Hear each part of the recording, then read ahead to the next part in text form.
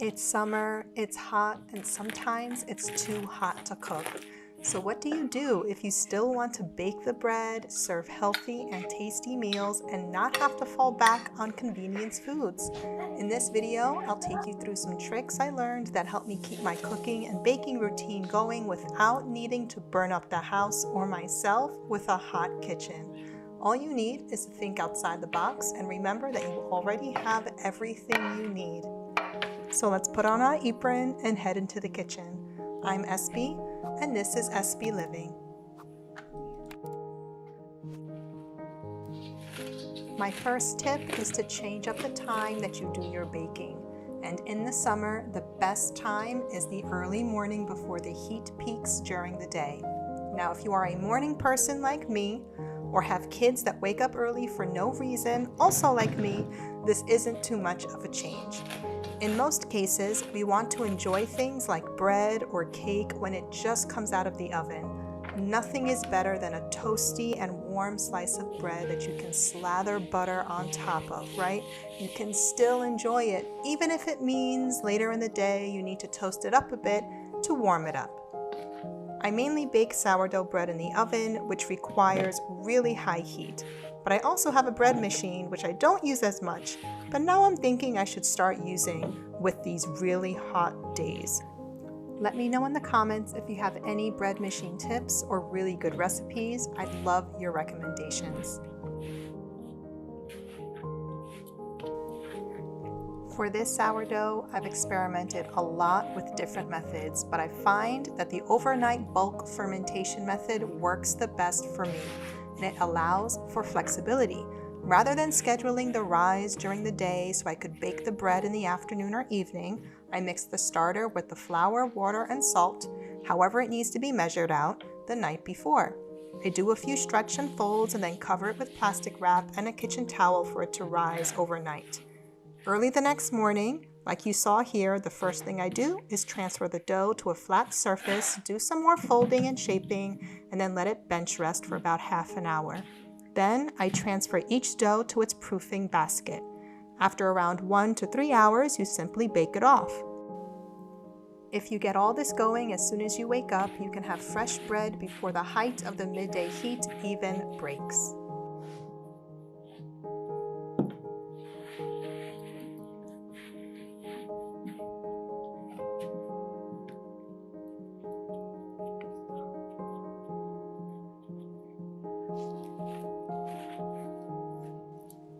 For this round of baking though, I'm choosing to pop the proofing baskets in the refrigerator so I can bake them the following morning. It's almost impossible to overproof in the refrigerator, and this allows me some flexibility with when I can bake off the loaves. I hear that a long second rise in the refrigerator makes the bread even better, so it's a win-win.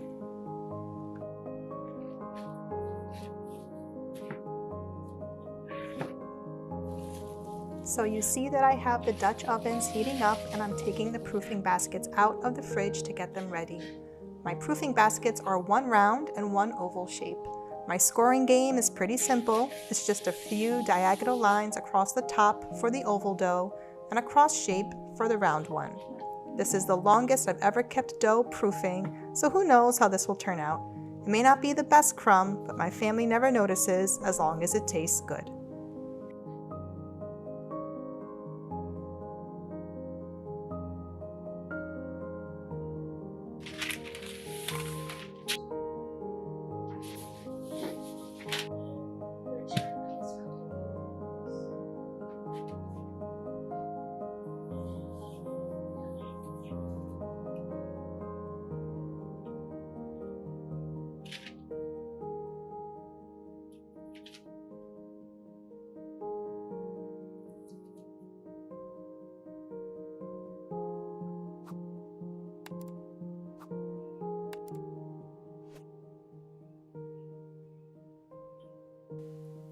I preheat the oven on 500 with the Dutch oven pots inside, and that makes sure the bread is immediately surrounded with heat. Once I pop them in, I turn the heat down to 425, and I do 30 minutes with the lid on, and then 30 minutes with the lid off.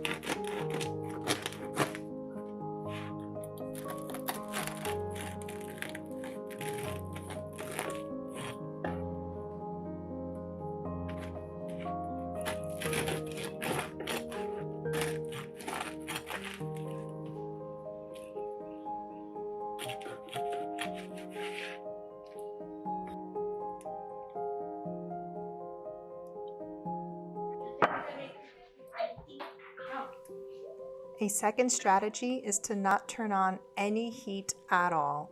This bean salad is a perfect example of how to let oil and vinegar do the work for you, and all you have to do is mix up the ingredients and let it marinate. I make this bean salad several times during the summer, especially when we are barbecuing, and it always satisfies. It's just a matter of mixing different kinds of beans and fresh vegetables together. I like to use canned beans for convenience here, and let them soak in an aromatic and tangy marinade. For this bean salad, I'm tossing up onions, chickpeas, kidney beans, cucumbers, and tomatoes. The marinade itself is a lineup of ingredients, which isn't really a bad thing because it makes up for the fact that I'm not turning on the stove to cook anything.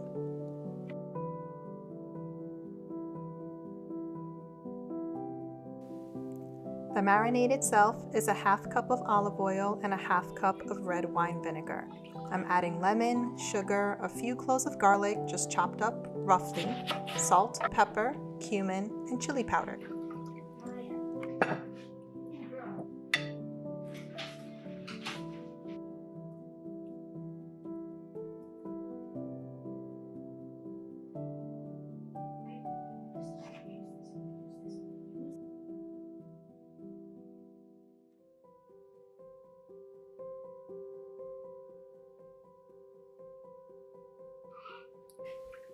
Once I pour this all over the bean salad, it sits in the fridge until we're ready to enjoy it. The longer it sits, the better it tastes.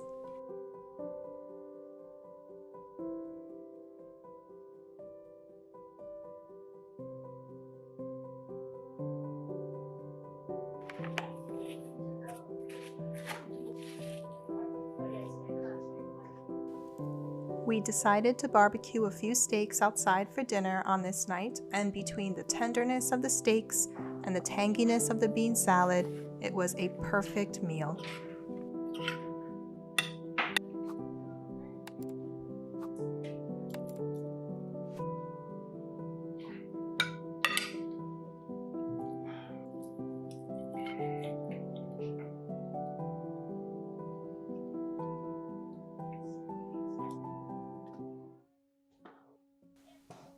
Another tip is 2 for 1. If you must cook over the stove, keep it to one pot and something super quick. This past Friday, I steamed some salmon that I was going to serve with a fresh salad. All that I needed to do was to put some garlic, lemon, and herbs in a pot with some water and let it boil on low. While it simmers, I prepare everything else, and before you know it, dinner's ready to eat.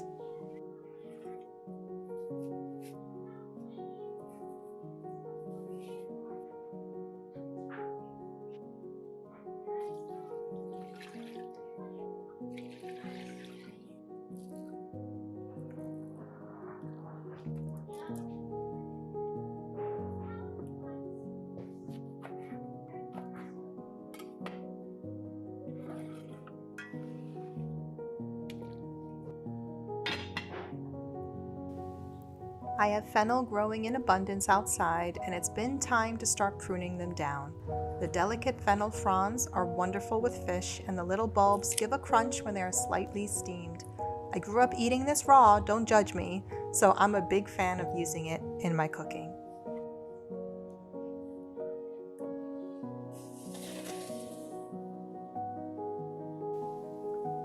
Once the water's been boiling and soaking up all the flavor from the herbs and the lemon, I season the salmon with salt and pepper and start setting up the steamer basket.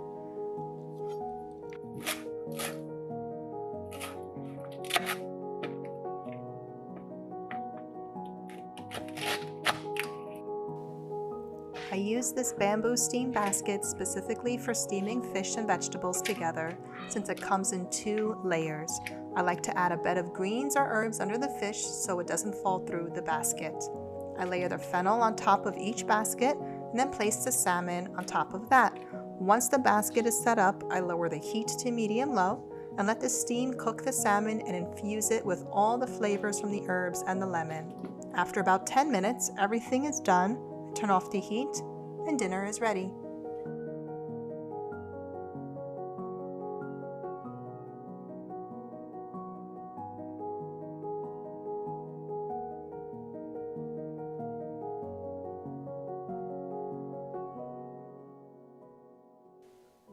Salmon like this is great for a light dinner and can even be enjoyed the next day, which leads me to my last tip. Enjoy the leftovers. This may be true all year round, but when you spend time cooking and you have leftovers, it's a shame for it to all go to waste. I may be showing my age here or my upbringing, but rarely do I cook something new before I know any leftovers have been had.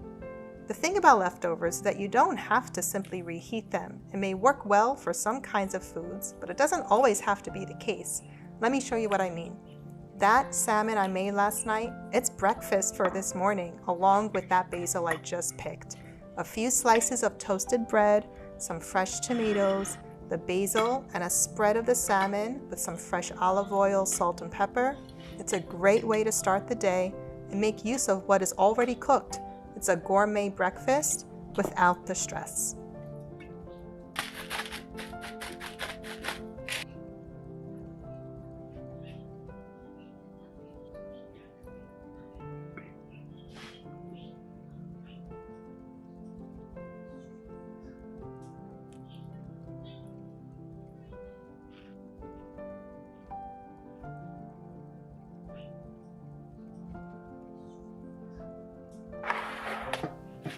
Another way of enjoying your leftovers is to build a salad around your leftover meal.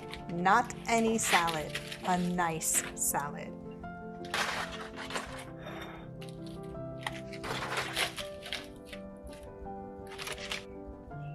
I could also do this with the salmon, but what better way to elevate a simple lunch salad than to add a few pieces of that steak we barbecued the other day.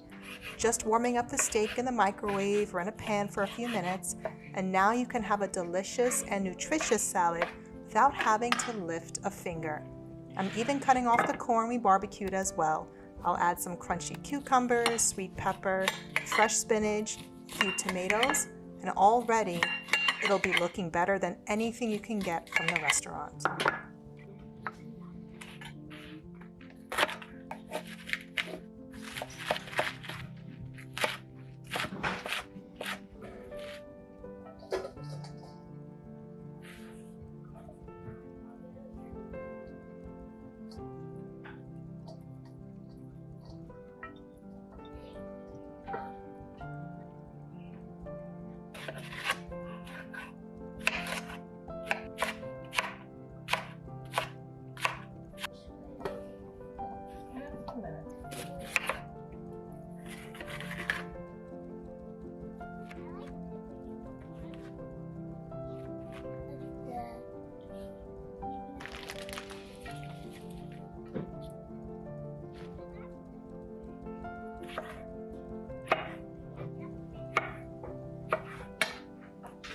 I dress it up with olive oil, salt, pepper, and balsamic vinegar. And you know what I'm going to have with this? That sourdough bread I made earlier in the week.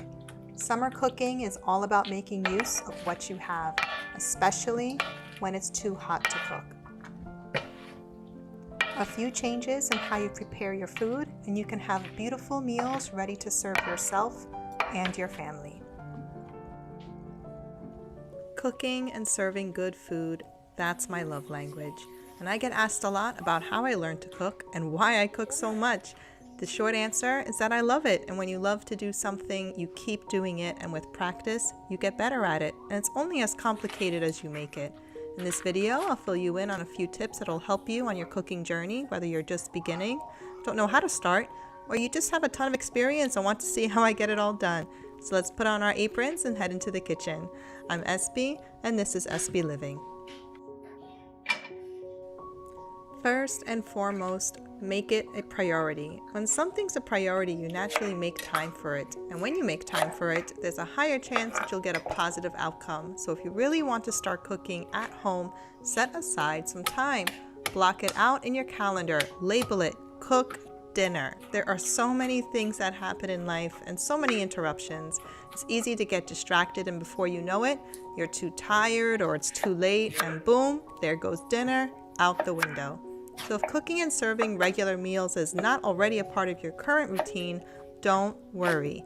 Habits take a few days or even weeks to develop, so take some time, but create some space for it, and more space than you think. You're learning here, so give yourself room to experiment and make a few mistakes. And then after a while, you'll get to know which meals take an hour and which ones take 20 minutes. And when I only have a few minutes, a pasta dish like you see here is what I put on the table. This round of pasta has butternut squash and peas, and it's all tossed together with some cheese for a simple but filling and healthy meal. Over the years, I've developed what I call meal formulas, or combinations of food that almost always turn out good. One of these formulas is something like this, tossing pasta with whatever vegetables are in season and a grating of cheese.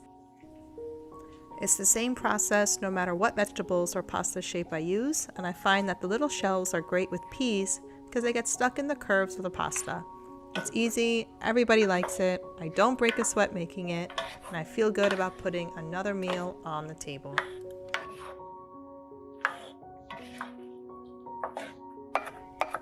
And just because something is quick and easy doesn't mean you have to skimp on it either. I'm always adding some fresh parsley or any other greens to a dish, and of course, some tomatoes we've been picking out in our garden.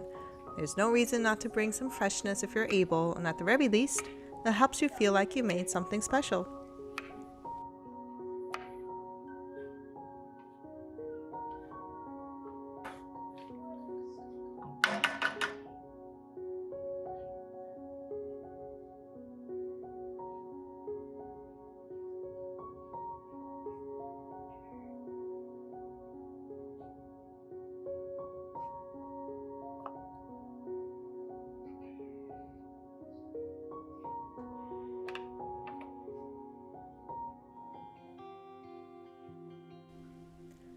Next, know what you like and know what your family likes and stick to those things. If you have to start somewhere, start safe. If you're on a journey to eat healthier or need to change your diet in any way, start small.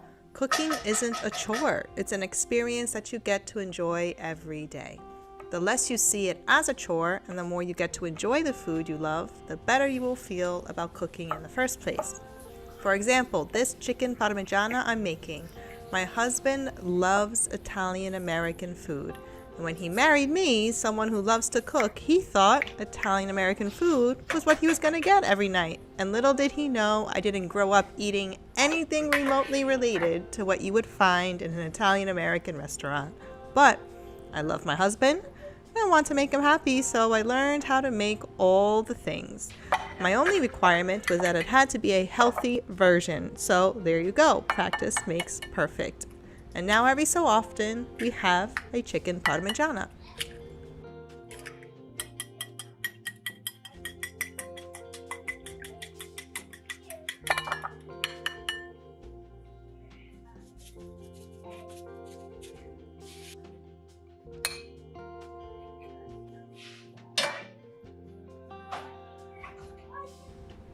The steps are pretty easy, and I'd made a previous video where I show how I made the cutlets themselves, or what we call cotoletta, and it's just dropping the chicken breast in flour, then egg, and then breadcrumbs into a hot skillet with oil. I find the thinner the chicken breast that's filleted, the better, since they cook faster and prevents a lot of burning, even though I can't seem to not burn them just a little bit.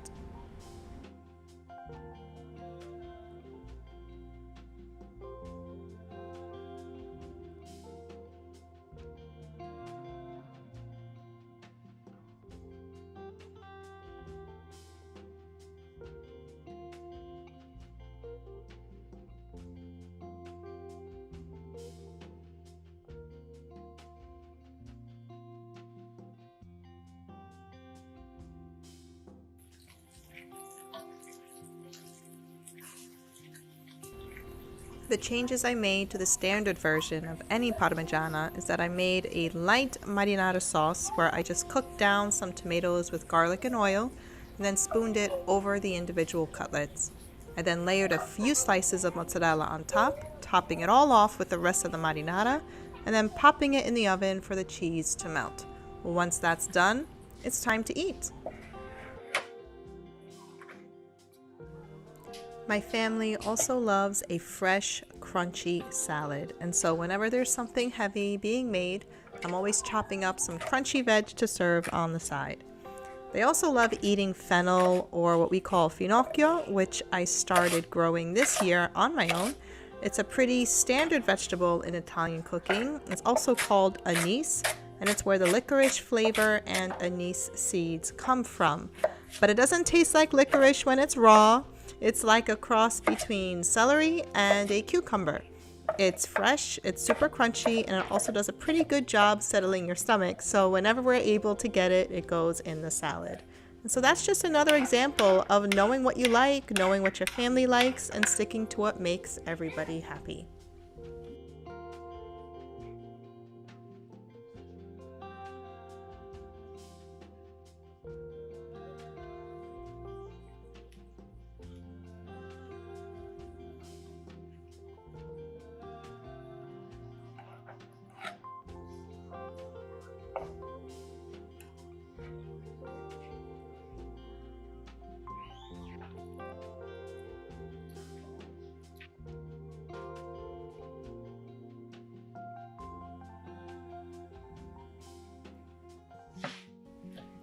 My next tip is to make use of what you have.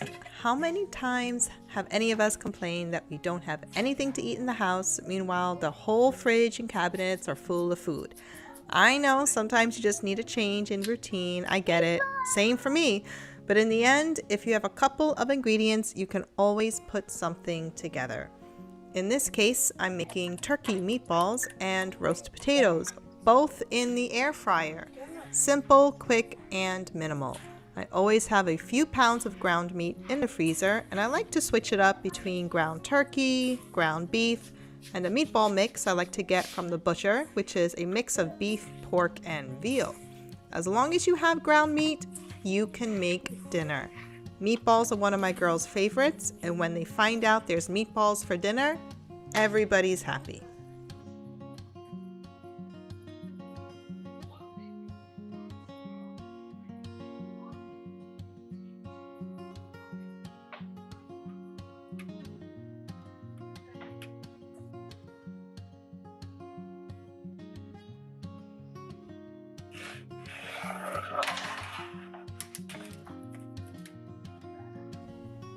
Potatoes cook up really well in the air fryer, and they get so nice and crispy.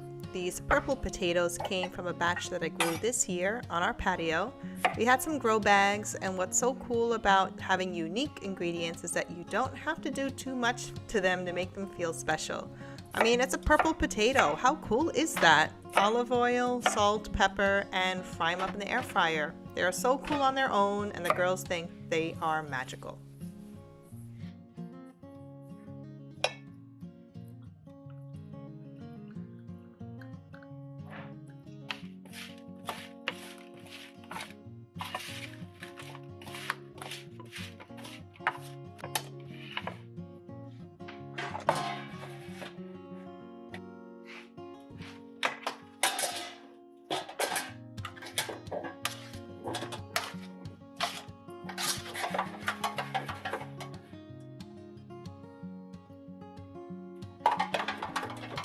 An air fryer is probably one of the few kitchen gadgets that I swear by, and not only does it cut down on cooking time, but for things like those potatoes I just made or these meatballs, it does such a better job than the oven. It also doesn't heat up the entire house like the oven would because I didn't add a ton of oil to the potatoes. I'm not even gonna go bother cleaning the air fryer before popping in the meatballs. They're gonna go in on their own, and in another 20 minutes, we will have a kid-friendly and mom-friendly meal. This Swiss chard has been in the fridge for a few days since I made a big harvest outside.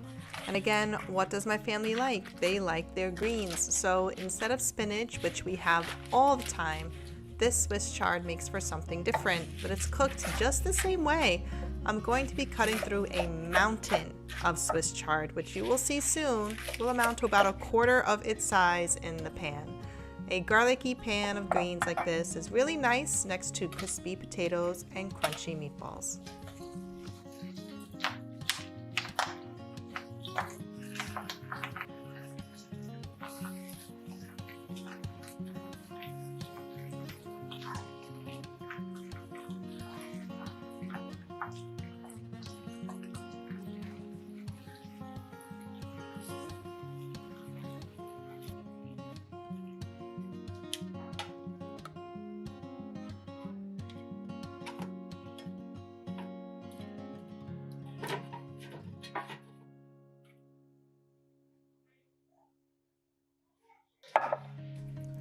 Last, know your why. I know that sounds pretty deep for a video that is meant to tell you how to start cooking at home. But you know what? All the pots and pans and gadgets in the world won't help as much as you knowing why you want to spend the time cooking in the first place. As a matter of fact, less is more here. You don't need much in the kitchen to put food on the table every night. And so, know why you want to put in the time and energy. Is you're wanting to start cooking at home for health reasons, as a hobby because you want to learn a new cuisine, or is it for family reasons to make sure everybody is together at some point every day? Is it all of the above? Whatever it is, nothing is worth doing unless you have a firm grasp of why. And there's a reason why I'm explaining all of this while I'm making lentil soup. Lentil soup, or lenticchia as we call it in my family, this right here is what got me into cooking. This soup was everything to me growing up, from the wonderful aroma to how it filled up my belly, to watching how my mother and my grandmothers would make it, knowing that everything in this soup was good for you, body and soul. This was the first thing I learned how to cook, and will probably be the last meal I would ever eat. This right here, I make a good lentil soup, all kinds of ways. I can never go wrong when making this soup. So do you have a dish that you feel the same way about? I bet you do. Share below what it is. Everybody has their dish that they just know lifts their spirits.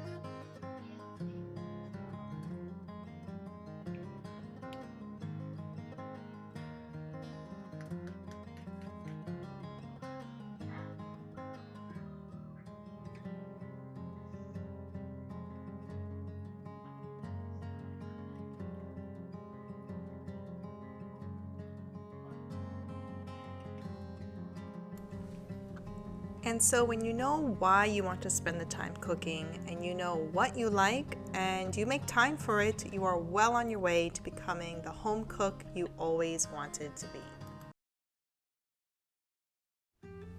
Hello everyone, and welcome back to my channel.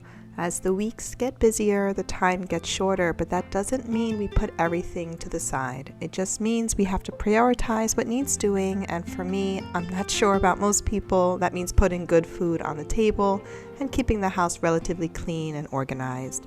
When both of those things are tended to, I find that everyone is calmer and happier.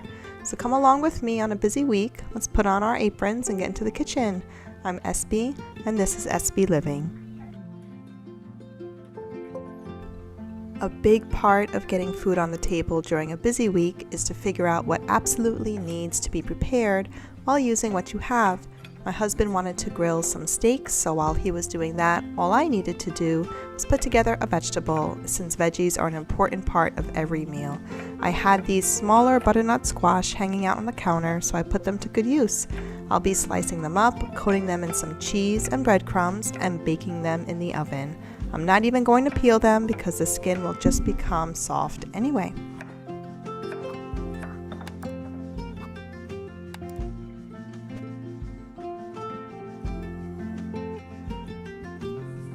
I do buy pre-seasoned breadcrumbs that say it has some cheese already in it, but I really want the cheese to come through, so I'm mixing extra Parmigiano with the breadcrumbs. Once the squash is coated in a thin layer of olive oil, I toss them around in the breadcrumb and cheese mixture and lay them out on the pan. I try to press on the mixture so it sticks extra well.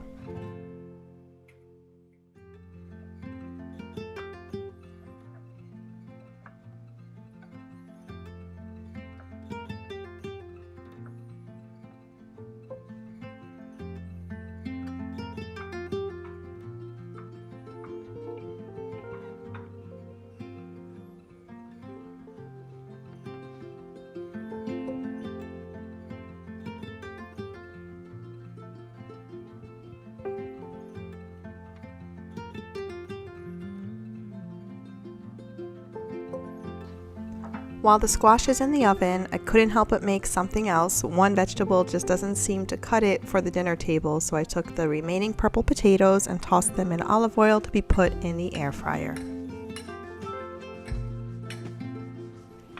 After about 45 minutes or so on 375, the squash is soft with a slightly crispy crust. It was a perfect addition to a steak dinner on an otherwise busy weeknight.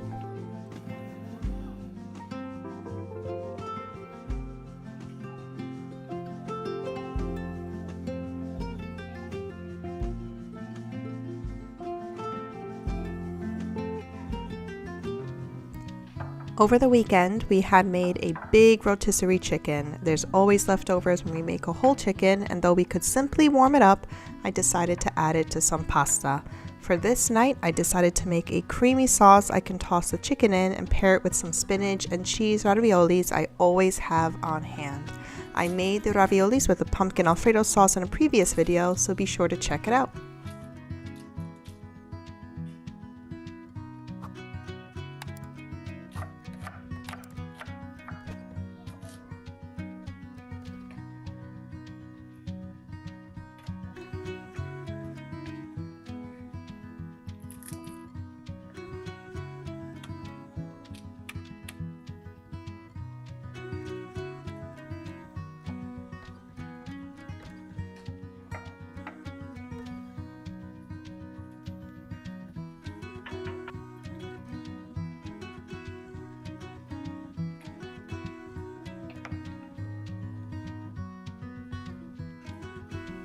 Once the onion and garlic are cooked in the oil and butter, I toss in the chicken to warm it through.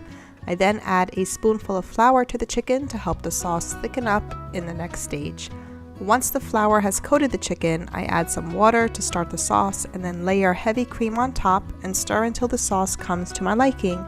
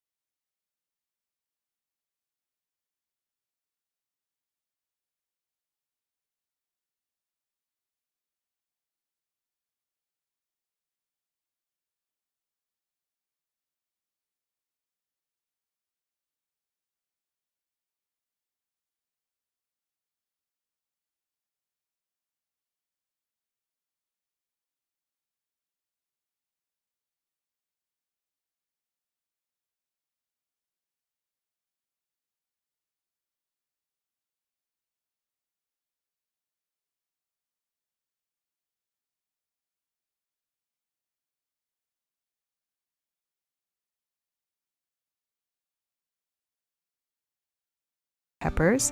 I had marinated some chicken the night before, and that will go in the air fryer while I'm cooking the vegetables. If you've been watching my videos for a while, you have probably understood by now that I cook very simply. Most things start with onion and garlic and olive oil, and then whatever is in season, that's what I'm going to put in the pan. Potatoes and peppers were a regular dish when I was growing up. My grandmother would add in really hot pepperoncinos and use way more olive oil than I do, if you could believe it, but I make it my way and it still reminds me of those childhood dinners.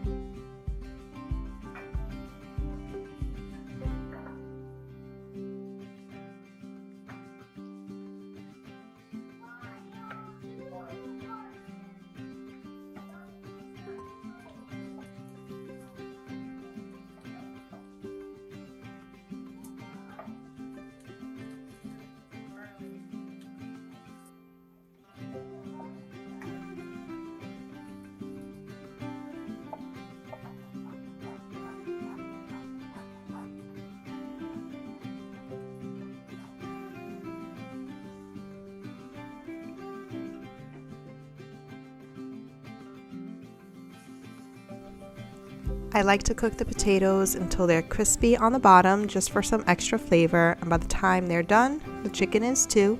And there we have it, another dinner quickly and freshly made after a busy day.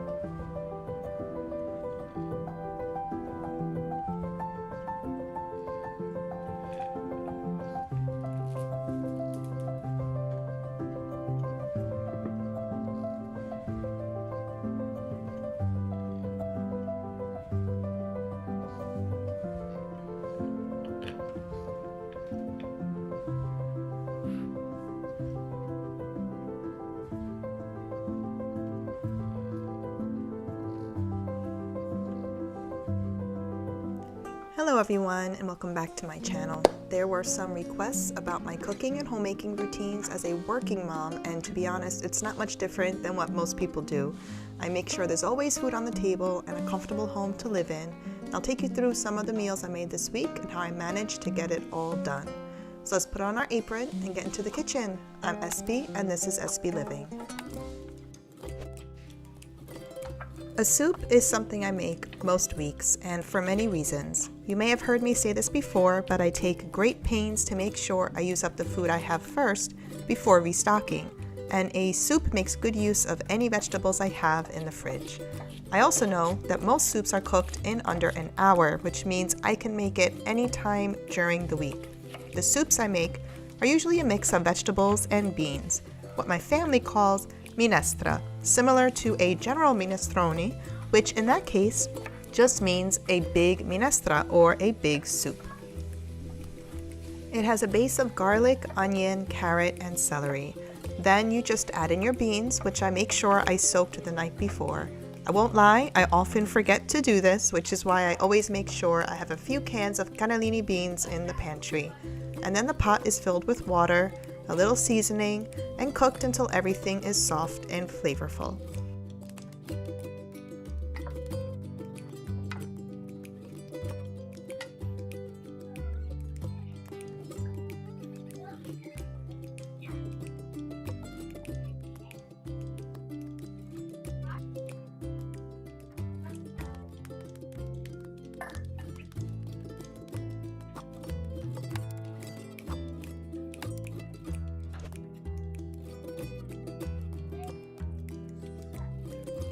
I do like to add dark greens into the soups. Sometimes it's just a handful of herbs, but this time I have lots of Swiss chard, which has been growing like crazy this year, and it's just a matter of ripping them up by hand, no chopping necessary, and dropping them into the pot.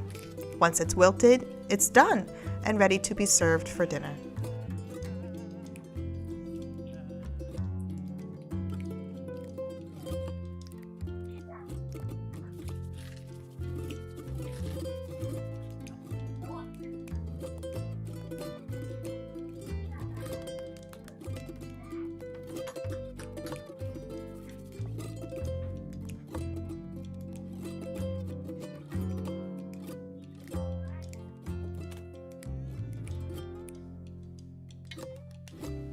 When we're having a soup like this as our meal, I like to have some lemon and olive oil on the table for drizzling over each bowl, and of course some bread on the side to dip and mop up the soup.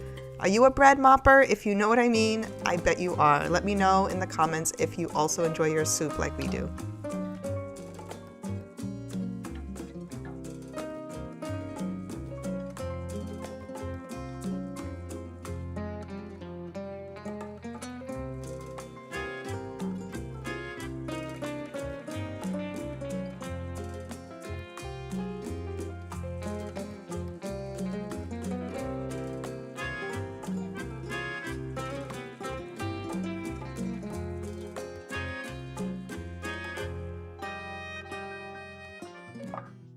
I don't bake each day, but I do try and bake something on the weekends for the week ahead. I still get intimidated by fancy cake and cookie recipes and lean more towards simple and easy. I do a lot of cooking by feel, but you can't do that so much with baking, so when I find something that's straight and to the point, I stick with it. This chocolate cake is one of those recipes. There was a time when I was fascinated with World War II ration era recipes, ones that made do with what you had and still provided healthy and nutritious meals. That's my kind of cooking, and so making this cake without eggs or milk was really interesting, but also took me back to how my grandparents would cook. Sometimes a cake was just some flour and sugar and some olive oil with a little lemon on top, and those were the best cakes to have.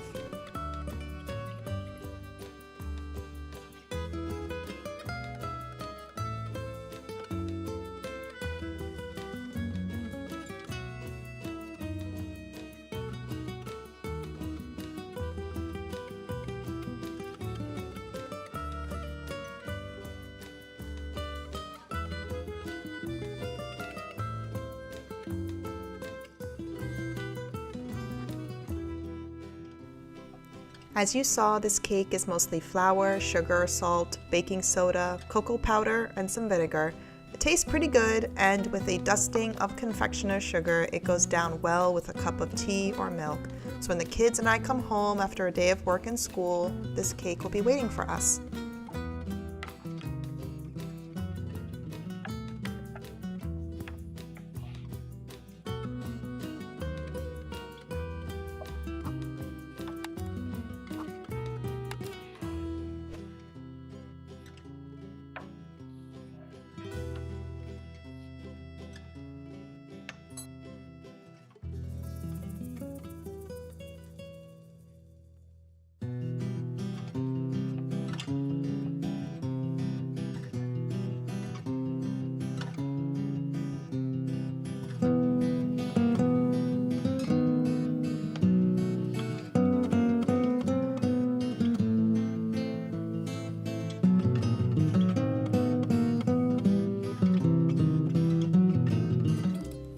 I don't really meal plan either, which so many times I'm asked how I manage to cook dinner every night considering I'm out of the house for 10 hours a day. It's not that I don't know what I'm going to make, it's just that I have a few combinations I rotate through that I know my family enjoys. I call them meal formulas, and I put them all in a little download that you can get in the description. Essentially, I ask myself two questions. What ingredients do I have on hand, and how do I want to cook tonight? For this meal, the answers were chicken and a whole bunch of tomatoes, and not much. Sometimes I just want to cook everything in one pan like I'm preparing for this meal right now. I have a huge cast iron skillet I use very often for my one pan meals.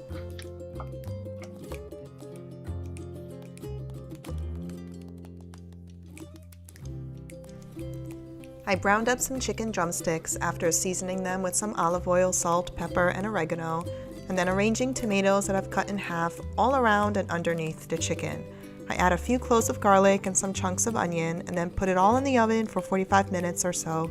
It's not a lot of prep work, but when it comes out of the oven, the tomatoes are sweet and roasted, and the chicken is extra crispy and flavorful. Each person has a bed of rice in their plate, and then pile the chicken and roasted tomatoes right on top. Another meal down in about an hour, and another dinner we get to enjoy together as a family.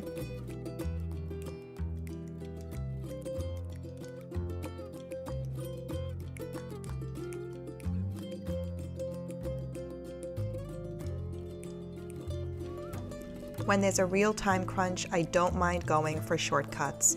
I keep portion-sized ground meat in the freezer, and the ground turkey is the remaining portion from a previous meal where I made turkey meatballs. These meatballs on this night won't be as glamorous. In fact, they aren't going to be mixed with anything except with some seasoning. The simple reason is because, well, I ran out of breadcrumbs, but that won't stop me making them. They'll be air fried and then dropped into a pot of vodka sauce that has already been prepared and slowly bubbling on the stove. I could have easily said, oh well, I don't have the breadcrumbs, so it won't be that good. Let's order some delivery and call it a night. And believe me, we enjoy some good old-fashioned takeout or pizza delivery every once in a while. But on this night, I still wanted to put something together because cooking is my love language and it's important to me. And I say, don't compromise on what makes you and those around you happy. I also don't get down on myself either. There are some items I know won't be able to make myself regularly.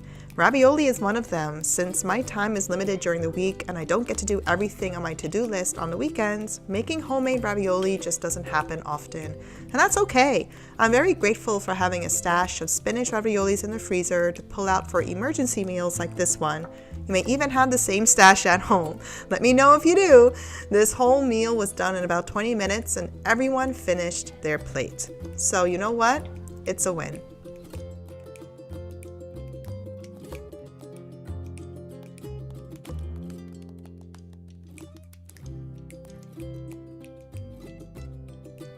Hello everyone, and welcome back to my channel. This past week was another busy one, and not only that, it really tested my abilities in the kitchen. Sometimes plans don't make it and you feel pulled in different directions, but it's important to remember that you're never given more than you can handle. So I invite you to come along with me as I get our dinners together during this busy week and also get to know me a little bit better. So let's put on our aprons and head into the kitchen. I'm SB and this is SB Living. As I make this simple lentil and pasta dish, I'd like to share a few thoughts about all that goes into what I decide to cook each night. First, I think of how much time I got, and then there's the food I have. Based on those two things, I then choose whatever I feel inspired to make, whether it's a meal from my childhood, an interesting dish I came across, and very often, which feast day it is. If you've seen my earlier videos, you know that there is a deep connection between food and faith in my family. We're a Catholic family, and besides our commitment to prayer and service to others, we reflect on the lives of the many saints that had come before us. It's a cultural tradition as well. Speak to any Italian Catholic, and it's not long before you hear about all the delicious food and treats that are enjoyed on certain feast days throughout the year. As I raise my own family, I've continued the tradition, and so when there are moments of doubt or stress during the day, we have found that reflecting on the lives of the saints, Holy Family, or even memories of family members that have passed on is usually a good starting point to feel inspired and motivated again. In Catholic tradition, September is known as a month of Our Lady of the Seven Sorrows, honoring the trials that Mary, our mother, has gone through as she raised her son Jesus and ultimately witnessed his death. There is so much that can be gained from meditating on those experiences that, as a mother myself, it helps to keep things into perspective. As mothers, we may not be able to solve all problems, but we do our best to ensure peace and happiness for those around us. For me, it's all about keeping bellies full, minds calm, and hearts happy.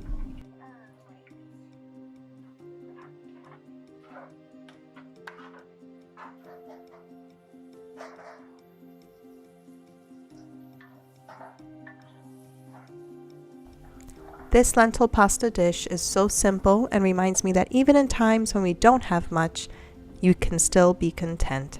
After sautéing some onion, garlic, carrot, and celery, you toss in lentils that have been boiled with a few bay leaves as well as a few cans of chickpeas. Once the pasta is cooked, you make sure a good splash of starchy pasta water goes in, and then sprinkle a generous amount of cheese on top.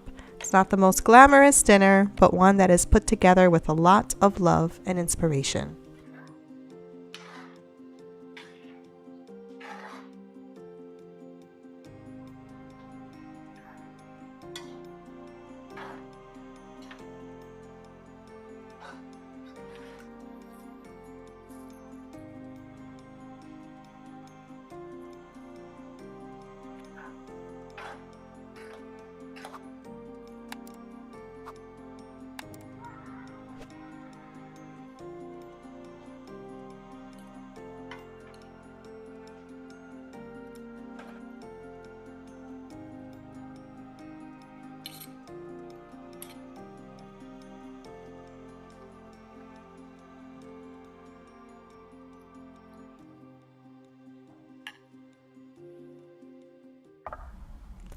A meal that my own mother was a master of was London broil. She cooked it as simply as possible, just salt and pepper. And so there's a bit of an opportunity here.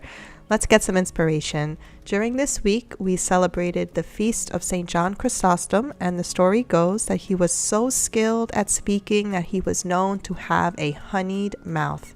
In fact, he is known to have said that bees are more honored than any other animal, not just because they labor, but that they labor for others. And so keeping that in mind, I decided to up the recipe a bit and added a generous amount of honey to this marinade, as well as some balsamic vinegar, onion powder, and garlic powder. I popped this in the fridge the night before, and it had 24 hours to settle into the sweetness.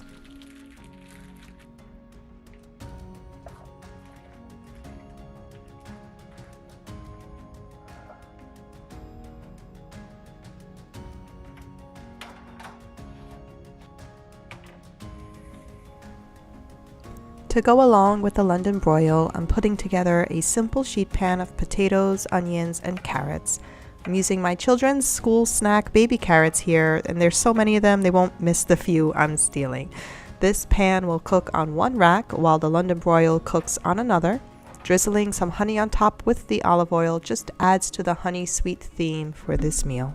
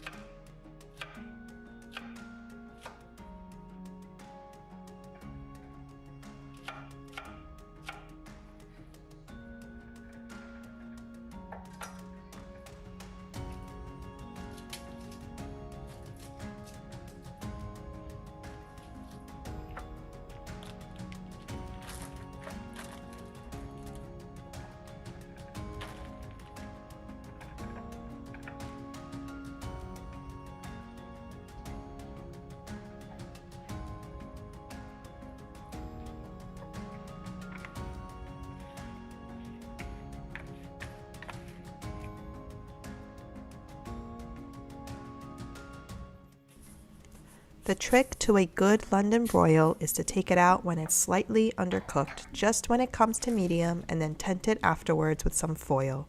It's meant to be a bit pink, with the juices all around it when you cut through it, so trust that it's cooked just as it should be.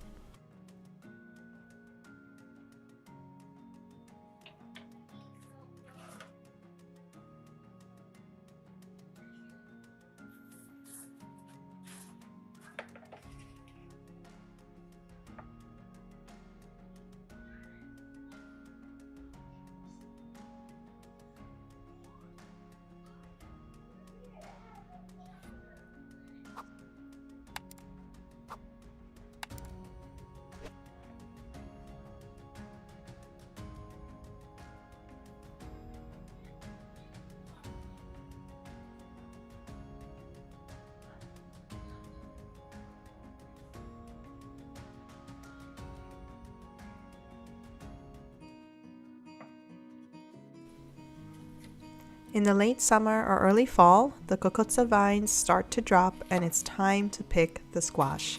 This is an Italian gourd variety that grows on long, thin vines and produce squash just as long. My siblings and I used to play with them like baseball bats when we were younger. We were so ridiculous. They cook up just like zucchini though. They are a gardener's friend too, as they are much easier to grow than zucchini and are generally pest repellent.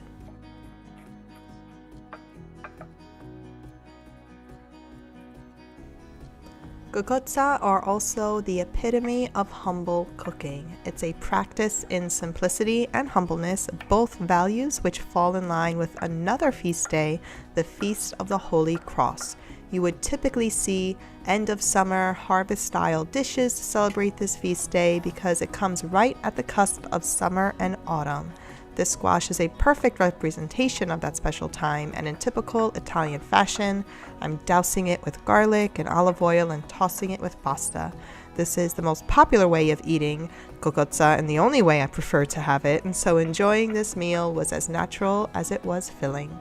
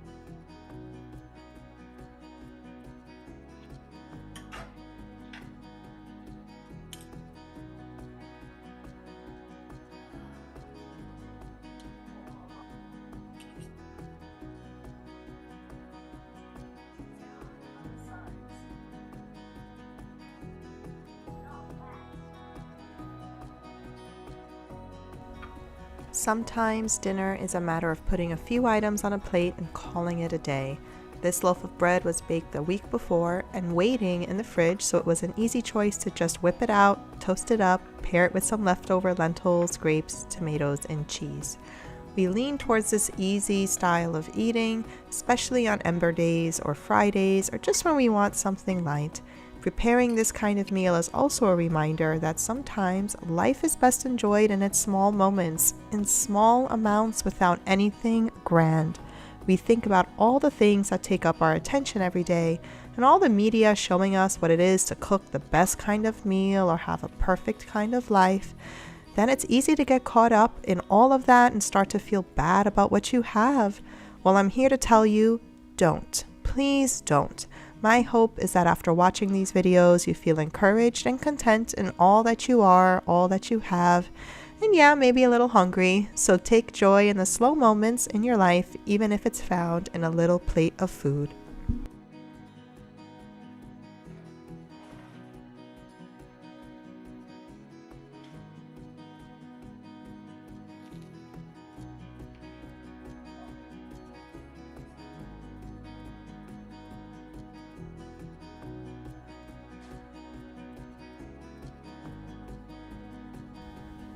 Click the next video on the screen or the playlist underneath it for more content like this one, and even better, subscribe, like, and hit the bell. See you next time.